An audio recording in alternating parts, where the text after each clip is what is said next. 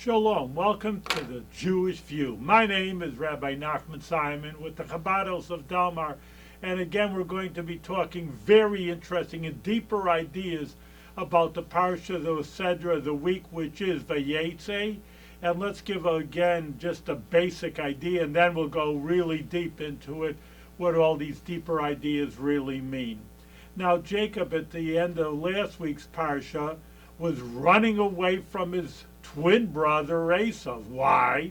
Because Jacob shystered Esau. He tricked his father to give him the blessings. Well, Esau really was the firstborn, but again, that Rivka, again, putting in a good word for the women, of course, like I always do, she was a little bit more on the ball than Isaac, and she said, Jacob, you're the person, even though you're the second born, I mean, they were twins a few minutes apart, but still that you deserve the blessings and not Esau. Esau's, and you say in Yiddish, a wilde chaya. He's a wild person. He takes women away from their husbands. He hunts, he kills. And Jacob, you're the good Jewish person. You learn, you're edel, you say in Yiddish again, you're a refined person. You deserve the blessings.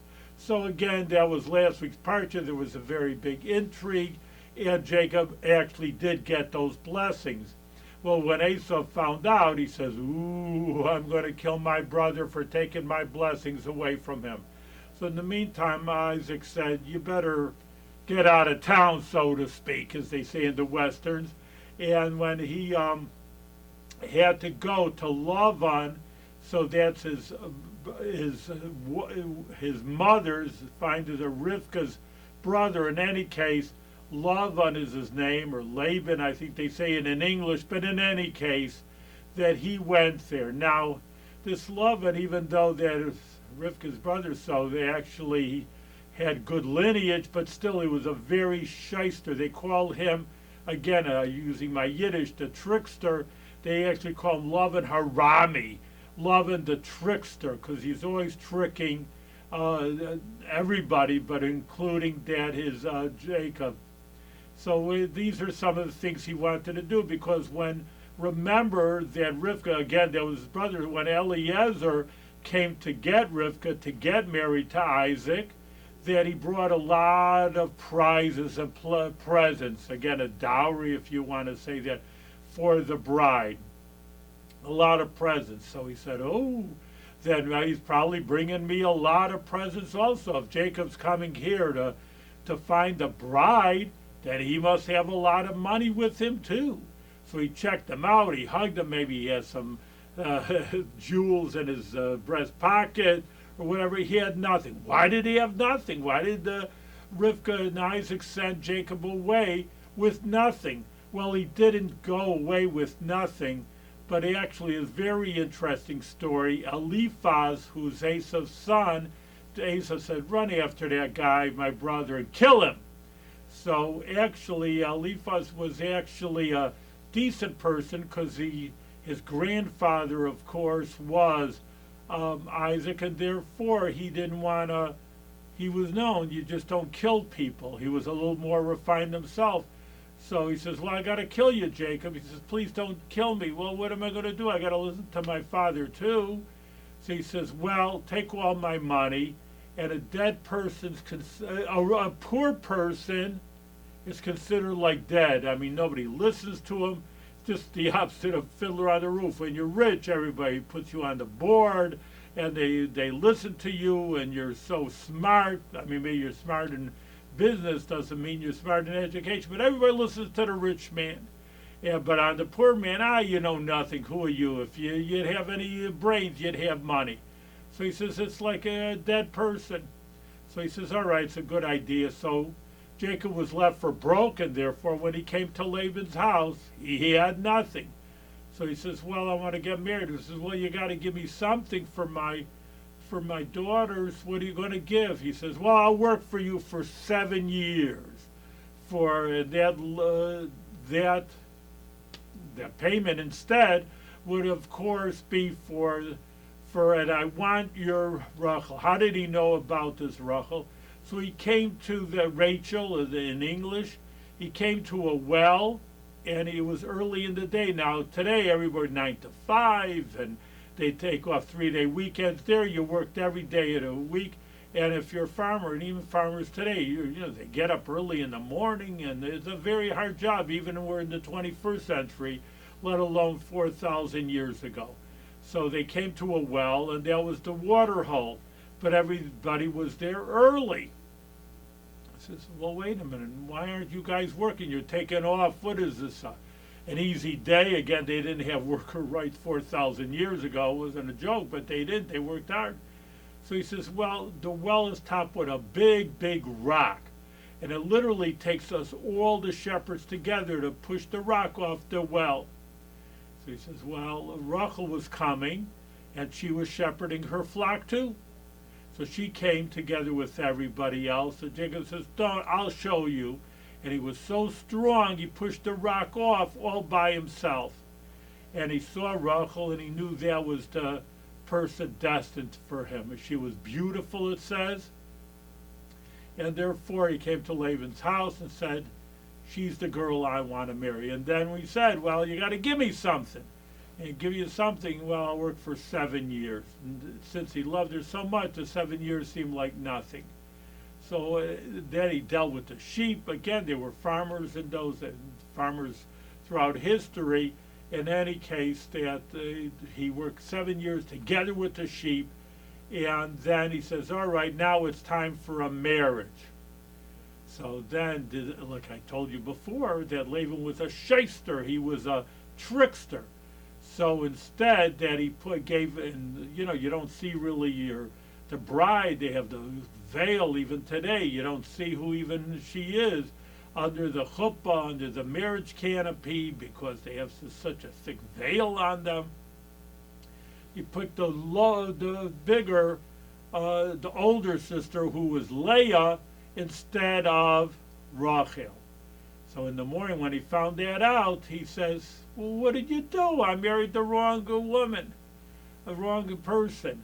So this is an idea there. He says, well, you don't marry a younger woman, a younger sister, before the older sister. It's not right. We don't do that. He says, oh, what am I going to do now? So he says, well, you'll work another 7 years for now Rachel. Says, all right, I'll work another 7 years.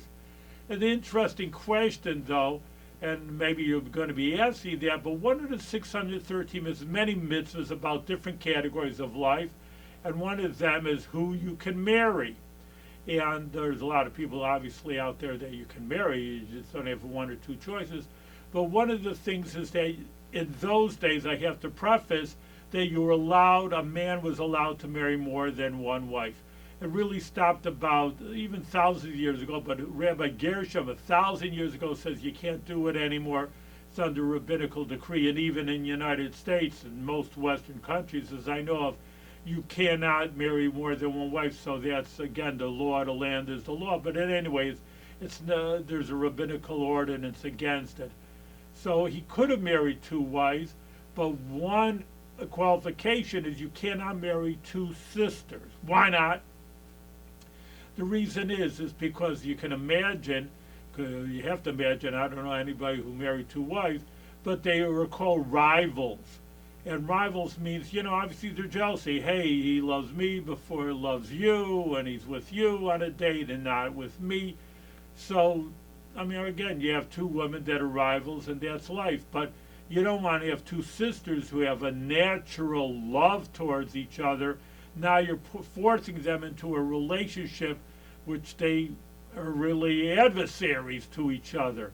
So that's not allowed. Now the question is, if that's the Torah law, how did Jacob marry 2 sisters? And the answer is just he promised Rachel to marry her, and he couldn't break that promise. Once he made that promise, it was only right that he kept it. And that's why that overrode, again, this is before the giving of the Torah, before they really had any mitzvahs, the actual commandments. And so this idea of you don't fool somebody, which was a fast and steady law, overrode the idea of before the giving of the Torah, marry 2 sisters. In any case, he did marry 2 sisters. And that was an important idea, that because then each one, actually Lavan gave, here's her maidservant to help her out. So really, that Jacob had 4 wives. And he's going, then the parsha goes on to he has many, many children. Ultimately, didn't happen all in this parsha, but he's going to have 12 sons and 1 daughter. We'll talk about maybe the daughter next week, about Dinah. But in any case, there's this idea of Reuven and Shimon, and those are the 2 ones. Now, it's actually, I said we'd look at something deeper. So Leah called the names of the boys. Her first name was Reuven, which literally means Ra'eh. If you know a little bit Hebrew, you see my son is different. The oldest son is different than Isaac's oldest son, which we said was Esav, and Esav was a Vildachiah, and Reuven was a very big tzaddik. All the children of Jacob were tzaddikim, were righteous people. They were good people. Abraham, of course, had Yishmael, and Isaac had, as we said already, that he said he had Esav, but Jacob's kids are all good. Now, this is very interesting in its own right if you think about it. Now, that Abraham and Isaac were both living in Israel. Isaac lived his whole life in Israel, and Abraham set up his family in Israel. He was born more like in Iraq in those days, but he did settle in Israel. And they each one had not a proper son. Jacob, on the other hand, we just said, ran back to around Iraq again, also around that area, surely outside of Israel, and had 12 good sons. So the answer is to us, and I know this is YouTube and I know this video, but most of us live it outside of the land of Israel. Some people from Israel do tune in to my shows, but in any case, that people could think, well, if you're in Israel and you grow up and you speak Hebrew and you're in a holy environment, the holy land is Israel. America, of course, and all the Western countries, Europe is surely not the Holy Land. How can I raise up a good family of good Jewish people outside the land of Israel? So this is a good question, and many people do have this question, and this is why I wanted to address it, and we can learn it right from this parsha. It's not a matter of you live in a holy land or not in a holy land. It's the environment of the home. And if the home is filled with Yir Shamayim, which we call the fear of God, and of Torah and the mitzvahs and a good life, and it's not hypocritical of doing one thing and not the other, if there is a sincere, good relationship with God and the Torah mitzvahs in your home, it doesn't really make a difference, really, to if you live in Israel or outside of Israel. Many, many good Jewish families live outside of Israel, surely in America, here in Bethlehem, and they just provide their children with sincere and authentic Judaism, and that's the key. It's not where exactly you live. You don't have to be a religious person in Israel also. I mean, it's nicer, it's a holy land, I know, but it doesn't automatically mean that you're going to have a good Jewish life or a religious life while you're living in Israel. So that's an important point that we wanted to bring out. And there's other good points over here that's a little bit deeper, a lot deeper to tell you the truth. And that is Lavan. That was the name we said in Hebrew. I know Laban in English, but Lavan. Lavan also means white, clear. Now, what would we say that Jacob, who's a holy, holy man, he's our patriarch, and what he did was to deal with sheep. Sheep for 7 years for Rachel, but he got tricked. And then it was for Leah, and then 7 more years for Rachel, and then another, he says, well, now, I don't have any money. All I have 2 wives and a bunch of kids, but I don't have any money. So they says, all right, you'll work another 6 years, and this way you'll get your wages done. So it's 20 years as a farmer. Here's a holy, holy man, and dealing like a regular farmer. What's up? So the answer is, and that's why now we have to go very, very deep, and we just saying that when a tzaddik works at something, and really the same thing is for us also. I mean, we all have regular jobs, and we just eat regular food, of course, kosher, but I mean, it's just nothing holy about it. On the other hand, that when we're doing something, we are refining this world. Like we said, all right, well, you take a regular Tuesday lunch. Nothing holy about it, it's just a regular old Tuesday, but it is kosher. And you're saying blessings beforehand. You make blessings afterwards, and you have the intention that in your mind that you're going to continue and you're going to use your strength. That's why you're reading, in order to be strong. And when you're fasting, you feel like a wet rag. But now you're strong, and you're going to use your strength to be a better person to do Torah and the mitzvahs. So that's for us all. But on Jacob, what we see very, very deep. Lavan, as I said, really, I mean, that's his name simply. But now we're going deeper. Lavan means white or clear light. But he was trying to do that. And even though outwardly, and I said it already, Lavan was a shyster, he was a trickster, nevertheless, everything is from God. Nothing's totally bad. Ultimately, everything's from the hand of God. And therefore, when we work with it and we do the right thing, we elevate it to a high place. And where do you see this? Very Kabbalistically, Jewish mysticism is just that when he left his home after 6 years, he says, all right, now pay me. That was the deal, 6 years. So they go into this whole intricate idea, which you can look up, and he wanted to give them brooding, the akudim, which means I'll take the striped, the speckled ones, and that'll be for me, and spotted, and that'll be for me. But then he says, well, let's separate, I'll just take the regular ones. And Lavan says, you're a shmo. Because if, you're going to take the regular colored ones, you're not going to get any spotted specular. But this is interesting. This is incredible again, and I just try to underscore this when I say this, so you don't miss the point. And the point is just that this is very, very big idea of genetics, which was only in the late 1800s. So we're talking something very modern about genetics, and we're talking about Jacob, who knew this thing 4,000 years ago. So that's what I'm saying. It's a very important idea.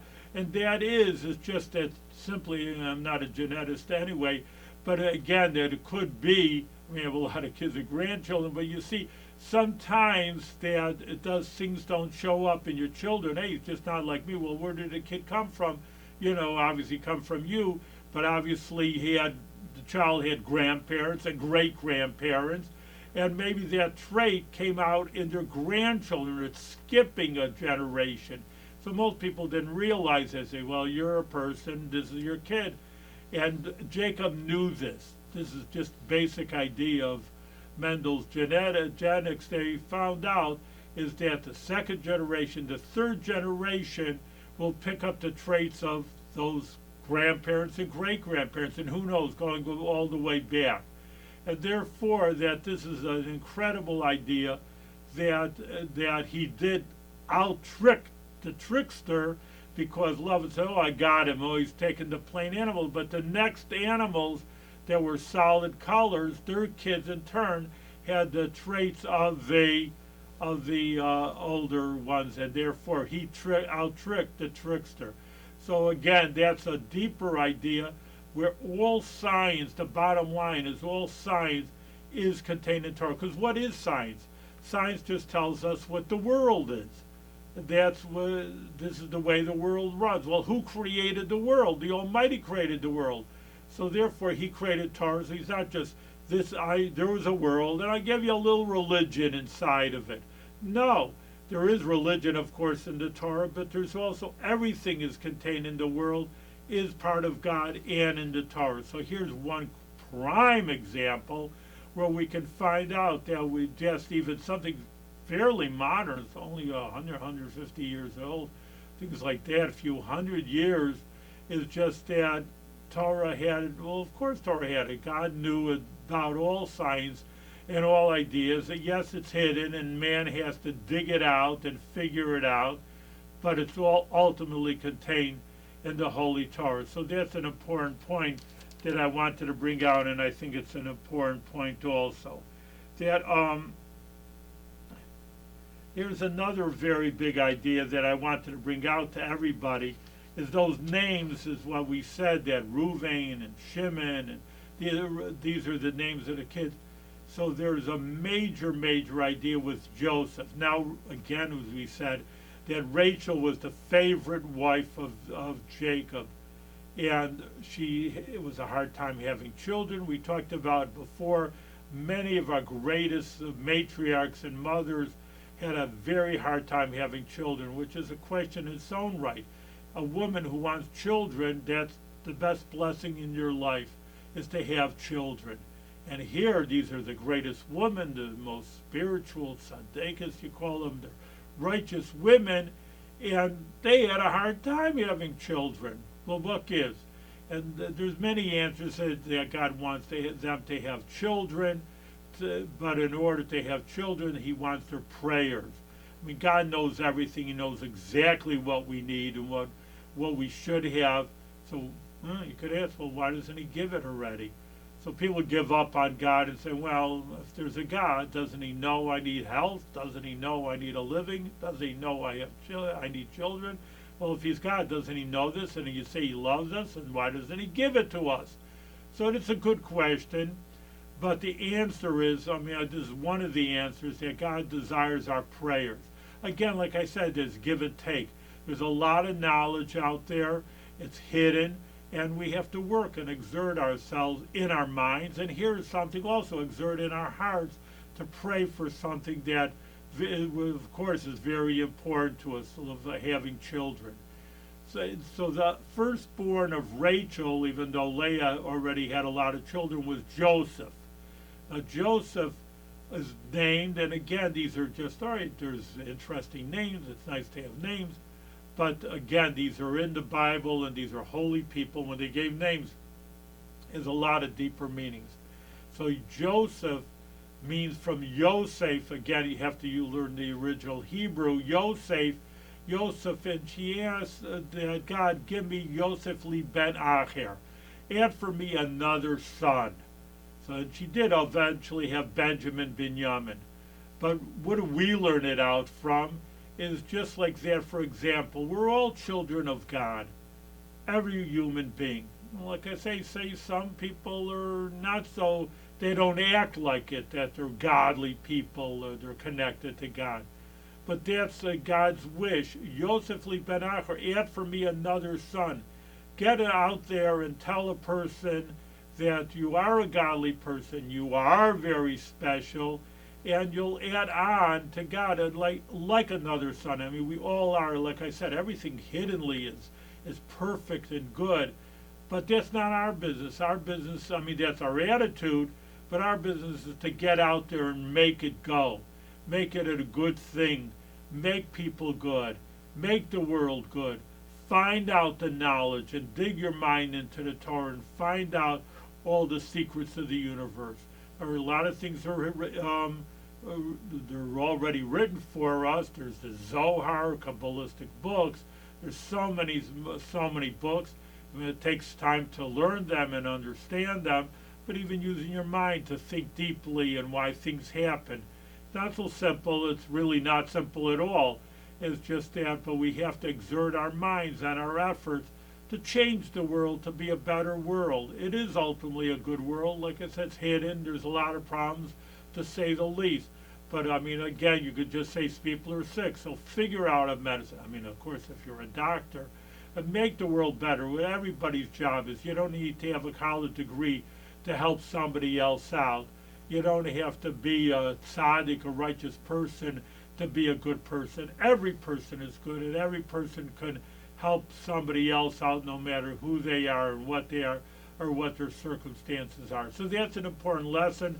We just to review and summarize, we talked about the basic idea of this parsha, but also, like I say, I dealt into the deeper ideas, what's really happening with the sheep, what's really happening with Jacob and Lavan, just a basic story, but these are very spiritual ideas that are hinted in. Just, you say, well, it was just a regular cute nice little story, which of course it is an interesting story.